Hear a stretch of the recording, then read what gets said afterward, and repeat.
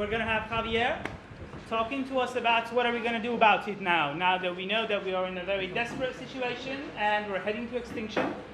What actions can we take to stop it? Please. Thank you. All right, so first a few words about me. I'm Xavier. I'm originally from Wallonia, and actually I lived for the past 10 years in the US and Silicon Valley for the most part. Till recently, I used to fly every month between Europe and the States, which is a disaster, really, really bad, but I just didn't know. And I think like many of us and many in society right now, like most people still don't know how bad and how urgent we need to do something and change our behavior. So I just didn't know. And then, I don't know, maybe with others like in this room, like actually to me it was Greta who kind of really inspired me and made me realize. And then I started studying more, get a bit depressed. If you start watching videos and stuff on YouTube, like maybe you also go through a phase of a bit of depression, really, to say like, gosh, like what are we going to do? And then yeah, met Extinction Rebellion, joined very early on in actually one of the first meetings last December for the XR Belgium. And so that's what we are going to talk about, which is once you realize that we need to do something about it, what can we do? And so the big reason really is really like once you know that there is something happening, like not doing anything, you just can't, right? I mean, I have a 6-year-old daughter. I'm worried, like, what is she going to tell me, like, in a couple of years, like, while you still could do something, why you haven't done anything? So I want to do something. And I'm sure that if you are here today, it's because you also want to do something. And it's really a moral obligation, not only to other living humans or families, but also future generations. And I remember when I was a kid, at school, we were talking already about climate change, but we're kind of thinking that, oh, this is something going to be in like the year 2100 or something. Like it's going to be our grandchildren. And actually, no, this is happening right now. So it's not only about future generations, it's also for our very own generation. And then also like to other living beings on this planet, right? Because we are all part of a chain. And so, so the question is not why should we do something. The question is, okay, like what, why we cannot do. This is weird. How can we not? Well, you got it. We need to do something. Next. We are not the first one to try something. Actually, it's been more than 30 years. Maybe many of you have been part of activism movement for the past 30 years. Thank you for that. Sadly, at some point, we need to face the truth, right? XR is about telling the truth and realize that we failed, right? Whatever we've been doing for the past 30 years has simply not been working, right? That doesn't mean it was useless. We learned a bunch of things. We made a lot of friends. That's great. Now we need to iterate, right? We need to try something differently. Next. And so, yeah, we tried many different things. Hasn't been working. Individual actions. Look, by all means, we need to continue individual action. Zero waste, all of those type of things are really great. I will invite you to also research all of those movements. It's important, if nothing else, but for signaling, but also like to change the norm, right? Taking the train to go on holidays, zero waste, all of those type of things need to become the new cool, right? Because you cannot change people. But if you change what is the new cool in society, people want to be cool, right? So stop liking pictures of your friends on Facebook when you know that they've been going like by plane somewhere, right? Like the pictures of the friends who took the train. Like the picture of the friend who share a vegan meal, not a barbecue with meat, right? Not that they cannot continue to eat meat, they can, but it shouldn't be cool, right? The new cool is reducing your carbon footprint, right? So yeah, like the numbers are there to show that in the past 30 years, whatever we've been doing hasn't led to any substantial change. So that's why we need to do things differently. And So for many reasons, it hasn't been working. Our democratic systems are basically based on short-term decision-making, really. People care much more about being re-elected because most of our politicians all around the world have become professional politicians, which means that it has become a job, which means that like any of us, people want to defend their job, right? Because they don't know what else they can do. It's as simple as that, right? And so if they need to defend their job, well, they're going to take decisions to protect that first, right, and not the planet. Capitalism, too, has been a problem, right? The main thing is that, well, as you know, like taking a Ryanair is much cheaper than taking the train. That makes no sense. And that's because capitalism has been unable to capture in the price the carbon footprint, right? And that's also been a massive problem. The other problem is that in all the boardrooms of all the companies, nature doesn't have a board seat, right? So the only thing all of our institutions have been optimizing for has been profit. That's just a fact. Next. So we need a new approach. And well, Greta was talking about her. She said there are no rules for keeping fossil fuel in the ground, so we cannot win by playing by the rules, right? And we've seen through history that actually change really happens in society once there are citizens that actually take leadership and are willing to break the law, right? Because something that is important to know is that the law is not always on the right side of history. In fact, if you want to change the law, someone at some point needs to break them. And so that's exactly what Extinction Rebellion is actually all about. It's about mass action of civil disobedience, right? It's about willing to say, like, no, this is enough. Clearly, the system has stopped working for us, right, for humanity. And so we need to change them. And so if we're going to change them, we're going to have to break the rules. And this is what we are doing. So Extinction Rebellion started in London last year. It has grown tremendously so far. They basically declare the state of climate emergency. That's kind of the primary demand of XR, right? It's about making sure that all governments around the world recognize the urgency, and that in the same way that we declared emergency during the World War, because we need to make sure that everybody contributes to this effort. Well, we should do the same today for the climate emergency. And so that's kind of one of the first demands. And since in the past year, like there've been more than 600 different local chapters of Extinction Rebellion all around the world. And so Belgium is one of them on the map. And you cannot see, but here we go. We can zoom in. And technology is amazing. And so you can see, like, we started actually XR Belgium just in December, January, and already a couple of chapters have started across the country. Ghent, Antwerp, Namur, Liège, Tournai, I think, Charleroi just started. Louvain-la-Neuve, here we go. It's a virus. The virus is spreading, and that's a really good virus. So some of our achievements, declaration of rebellion. So what happened in London was that last April, you may have heard of it, they blocked the streets, 5 bridges. They blocked London for 10 days. 1,000 people got arrested, right?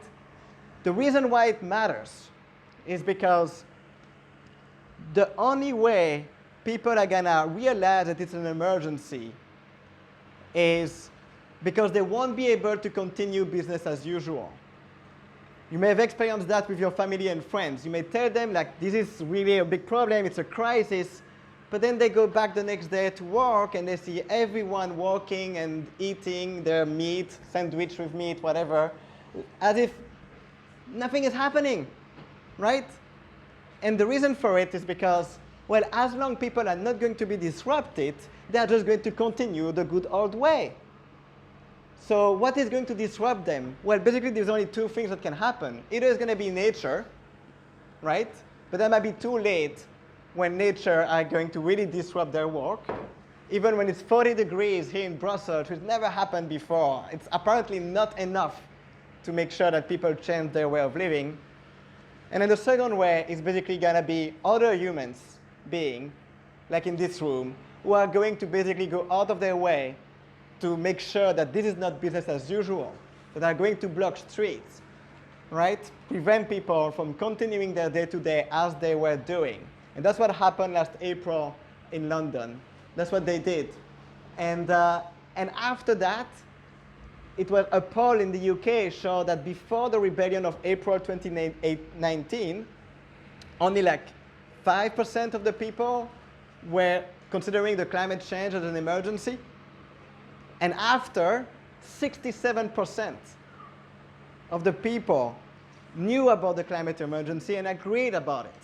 Right? Because the thing is also seeing people getting arrested, be willing to go out of their way, being willing to get arrested, not to get a pay raise, not to improve their own, environment for their own industry. No, but just for everybody, for the climate, for future. I mean, that demands respect.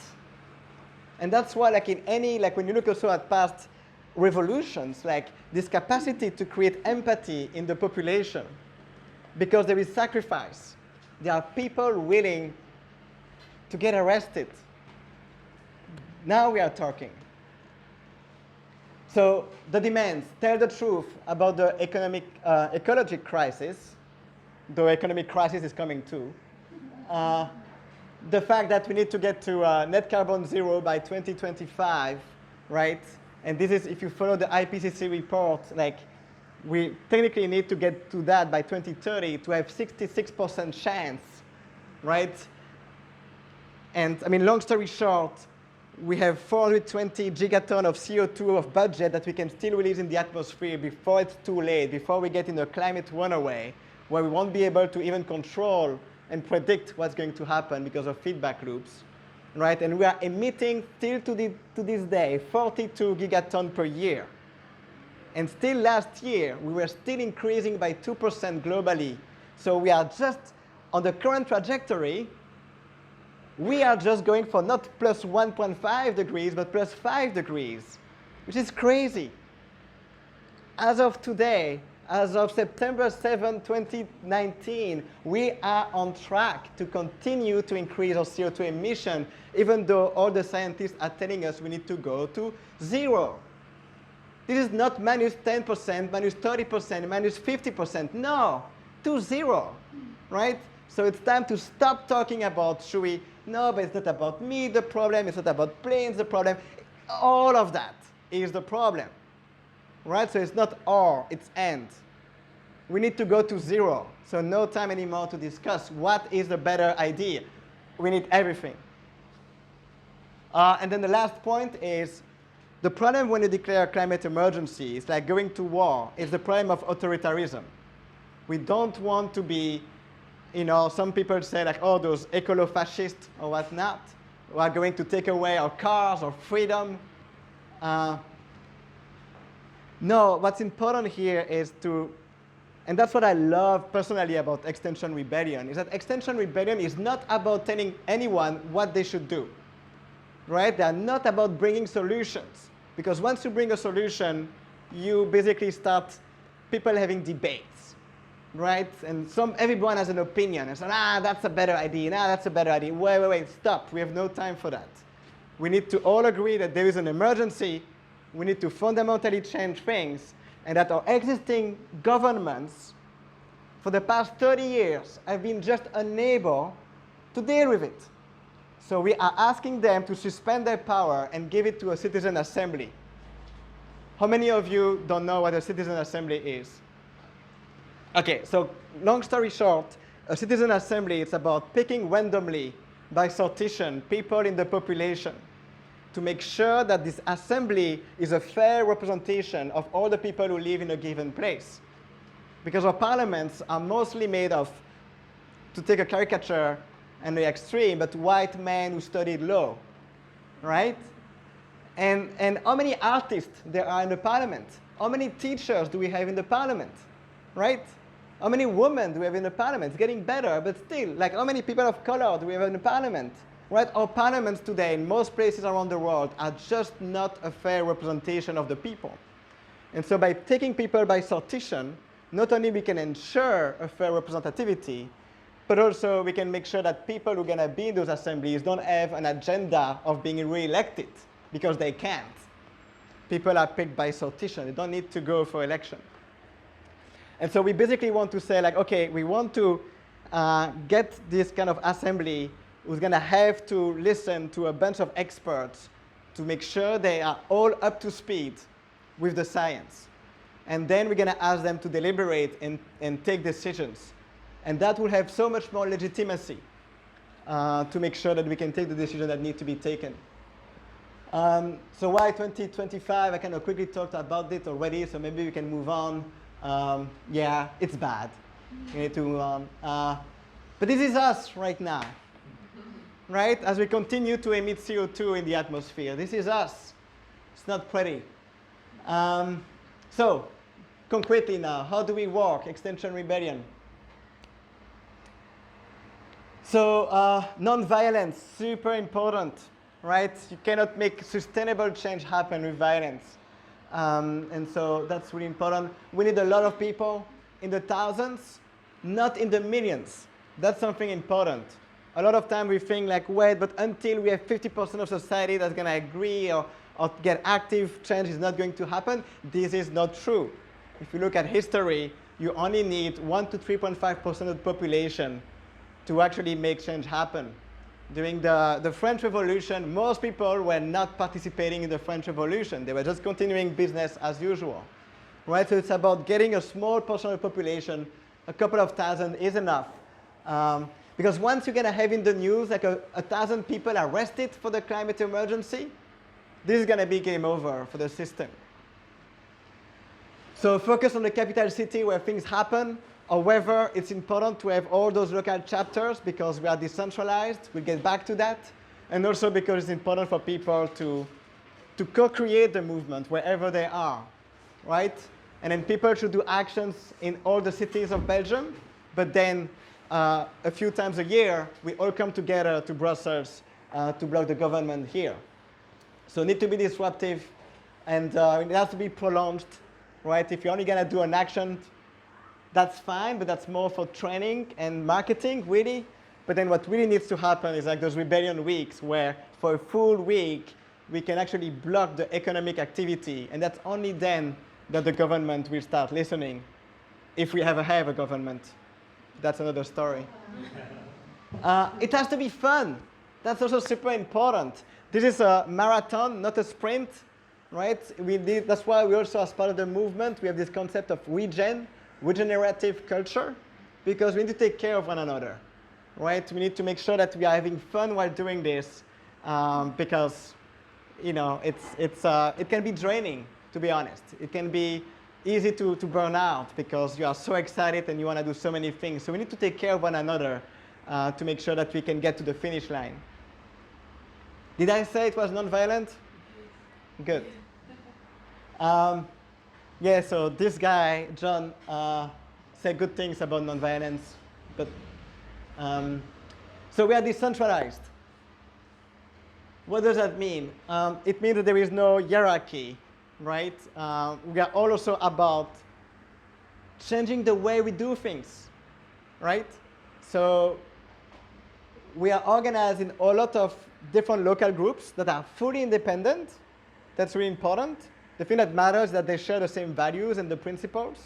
There are also like affinity groups, like people who, for example, like if you are, we could imagine creating, we don't have that here yet in Belgium, but in the UK they have a family XR for families, dog lovers, XR dog lovers.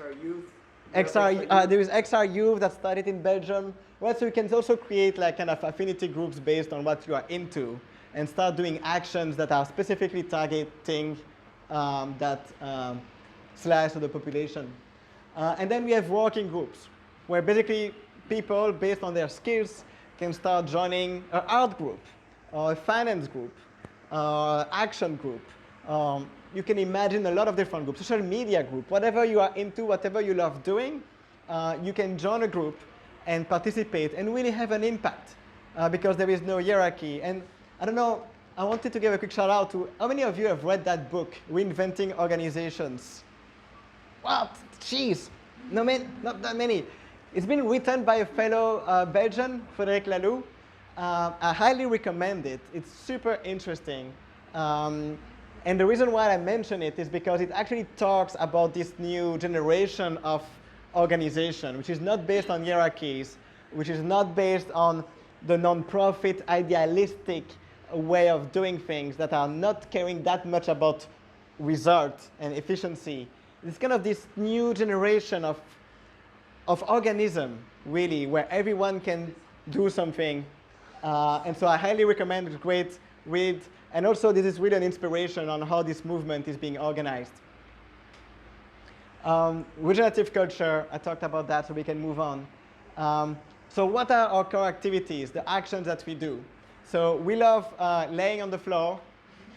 It's called the die-in. Actually, just today, that was this morning. It was raining, but that didn't stop the rebels in Antwerp to get on the floor and do the Extinction rebellion symbol in Antwerp. So kudos for doing that, even though despite the rain. We blocked Schuman in front of the European Commission. Next, there were quite a few cars being blocked. And so yeah, we did that. That was great. We tried to glue ourselves in front of the parliament. Like, we are doing things. It's not always perfect. We are also learning. It's fun. That time, we just didn't have enough time to glue, for the glue to stick enough. And then we also, like, no, we can go next. And then we also, like, interrupted the debate just before the election on the VRT. Yeah, that was fun too. It was live on Belgian television, and what was interesting is that it didn't stop those politicians to continue business as usual. Like, they don't even, like, it's almost like, oh great, there is a party. So anyway, next, and then also, like, when there was go next. Yeah, so Shell was with Politico here in Brussels was doing a presentation. So when the fossil fuel industry is doing a presentation about sustainability, it's not pretty, and so we interrupted it. And so yeah, that was great. So basically, the whole idea is to do action of this civil disobedience, to get also more visibility, to attract more rebels to join the movement. But also, like, to demand the government to declare the state of climate emergency, create citizen assembly, tell the truth, create citizen assemblies. If they don't do it, we basically continue. We try to sensibilize more people to become rebels and do more actions that are bigger and bigger and bigger until the government finally abide by our demands. So basically, in Belgium, like, we are planning a full-scale rebellion in April 2020. There is going to be, so the first one was in April 2019 in London. There's going to be another one October 7th. It's going to be in London, Paris, Amsterdam, Berlin, New York City, Sydney. Not in Brussels yet, because we are just not enough rebels yet. So we are building up. And so to build that up, we are going to do, like, a lot of different actions, decentralized, but also in Brussels. The next big one is going to be October 12th. And you should come, because we're going to invite ourselves to the King's Palace, to the King's Garden, to hold the Citizen Assembly, right? And why the King? Well, because actually you may have heard that we don't have a government, right? So we would have loved to do that in the garden of the Prime Minister, but we don't have a Prime Minister. And then also, like, the King as kind of a symbolic figure. The Prince Charles himself in the UK actually 2 months ago went out of his reserve in many ways to declare, to say in front of the Commonwealth Conference that we have 18 months to take radical measures to save the planet. right? And so we want the king to also symbolically declare the state of climate emergency. And since he's trying to create a government, well, maybe instead create a citizen assembly, right? That would be cool. So we're going to do that. It's a neutral zone. We're not supposed to do that. That's why it's civil disobedience. But it's going to be non-violent. We are not going to destroy his garden because we are here to protect nature, right? We may plant a few trees. I don't know. But you should join. It's going to be fun. So why getting involved in Extinction Rebellion? First, because we are peaceful, we are non-violent, and we are here to disrupt, right? Marching for the climate is nice, but clearly it hasn't been enough. Because we need to be able to justify to our kids, to our families, like, how can we not do anything, really knowing what we know? And then also because it's therapeutic, actually. Once you know what's happening, and if you do nothing, you're going to be depressed. You're going to feel bad within yourself. But once you do something that you know is the right thing, you start getting energy. The universe is going to help you. And then you're going to meet awesome, great people, like all of you in the room. And you're going to create new connections, make new friends. You're going to feel like living again, right? And so if we are going to extinction anyway, you may as well like go there with a smile and meeting great people, no? And then also it means being on the right side of history. And that feels great. Next. So what's also important to know is that the three best ways to contribute really to Extinction Rebellion is the first one is being willing to go to prison. The second one is being willing to get arrested, because this is really, at the end of the day, what's really going to flip the coin in society. Third one is being willing to spend like a full-time or part-time working on Extinction Rebellion, because it takes time to organize. We need many people. But beyond that, if you're not willing to get arrested, that's fine, right? For every person arrested, we need 20 people to take care of it, to take pictures, to be a legal observer, to make sure that when they come out of jail, like they are being greeted with a nice vegan banana bread. I'm speaking for myself. But so anyway, so we need a lot of people, and not only people willing to be arrested, right? So next. Yeah. Here we go. Then also, like, there is like many different things you can do. We need people to help moderate the Facebook page. We need people to produce art, to attend action, join coordination groups, organize talks like this one, do the talk, start local groups. We need a lot of people. So no matter what you are into, what you are good at, you have your place in Extinction Rebellion. And I just want to show this because to me, art is so important and so underfunded and underconsidered in our society. The biggest problem we have today is that most people don't see, we talk about all of those bubbles that social media have created. And to me, like, the main role of art is to help us see the world through a different lens. And so we need art. And when this is part of Extinction Rebellion, there is kind of this new wave where people dressed in red to represent the blood. But it's beautiful. And there is many other artistic representation. And when you do that in front of the police, they don't know how to react because it's art, right? And so it's just beautiful. So we need more artists. So if you're an artist, please join the rebellion. We need you more than ever. So how to join? Go on extinctionrebellion.be. There's going to be a laptop here when you can enter your email address. I don't know who is going to, right here at the table. So please put your email address. You can join a working group. Just say like what type of skills you think can contribute to the movement and how many hours per week you can dedicate to this. That would be amazing. On Facebook, obviously, you can look it up. Go also find your local group. If there is not one yet, go create one. Even in Brussels, we need a local group for Schaerbeek, for Excel. We need many local groups. And then offer your time, your skills. Next. So dates to remember, October 12th, Saturday. We count on you. Come to the palace, the Royal Palace right here in the center of Brussels. Before that, there is an action training on September 14th. Who has the time for? It's on Facebook. Who has the time for September 14th? I think it's all day, no? Yeah. Oh, it's full already? Okay, it's full, but there will be more. So just follow the page on Facebook. Join the mailing list if you go on extinctionrebellion.be to make sure you are being up to date with that. Good reminder, we also need more trainers, right? Because we need to be able to organize many more trainings for people to know what to do if they get arrested, all the risk and all those type of things.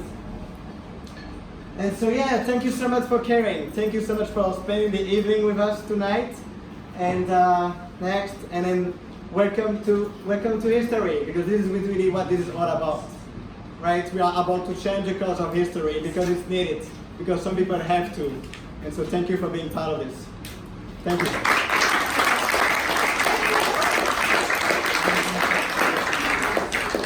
Yeah, perfect talk. One of the best talks I ever heard, to be honest. You were so lucky.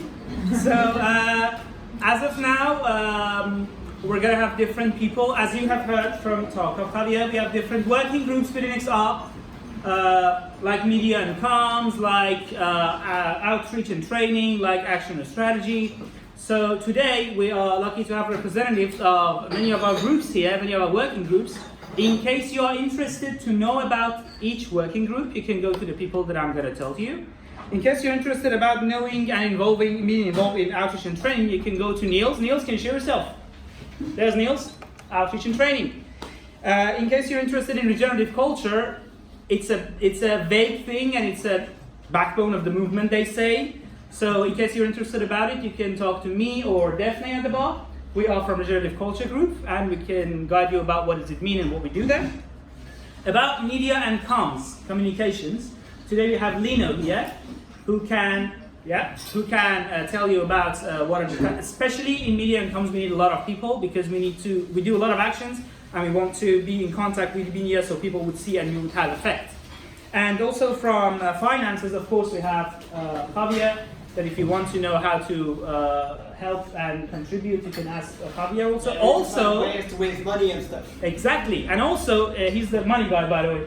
And also we have a donation box on the table that if you would like to contribute to the movement, you will be more than welcome to put your contributions inside. Also, we're going to have, as we promised you today, we're going to have the theme of the XR Café today about food sovereignty. Regarding that, we're going to have a little bit of workshop corner around there with Linda, Patrick, and Valerio, and we're going to make seed balls around there. So hopefully there is a plan, exciting plans to use these seed balls in an action, but you're going to learn more about it in the workshop corner. So feel free to socialize, talk to everyone, and in case you want to know about the work groups, we're here to talk to you. Thank you very much. Don't forget to grab a drink.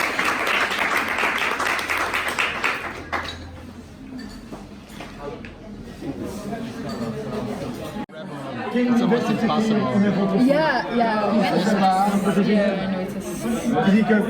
Ça, c'est un peu comme vous avez tout le temps. En fait, tu vois, No, and the thing is that it makes us poor. You know, there's a lot of things we do. No, I'm just really good. Parce que tout est là, ça, c'est que Ah, j'avais fait quelques petites oreilles en Chine avec le cible.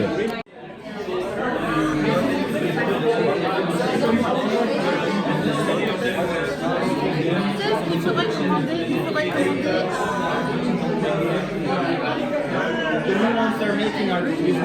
They should try by tonight, they should be tried.